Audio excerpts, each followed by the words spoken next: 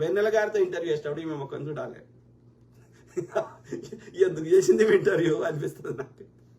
ఆమెతోటేమో నవ్వుకుంటా, సంతోషంగా, తుల్లుకుంటా, ఒక ఇంక్విజిటివ్ క్యూరియాసిటీ క్వశ్చన్స్ అడుక్కుంటా మంచిగా చేసింది. ఎవరితో? సాయన్న బిడ్డతోటి. ఓకే, అదే గద్దరాల బిడ్డతోటి ముఖం తొంపలాగా పెట్టుకొని ఆ యొక్క ఒక రకంగా ఏడుపు ముఖం పెట్టుకొని ఎందుకు చేసిందో మనకు తెలియదు. అది చేయకుండా బాగుండి అనిపించింది. అంటే నాకేమనిపిస్తుంది అంటే ఆమె బీఆర్ఎస్తో ఎక్కడైనా కుమ్మక్కైందా, చిల్లరన్నా, కేటీఆర్ గారు పైసలు ఇచ్చిందా, ఇంకేమన్నా అదన్న డౌట్ వస్తుంది.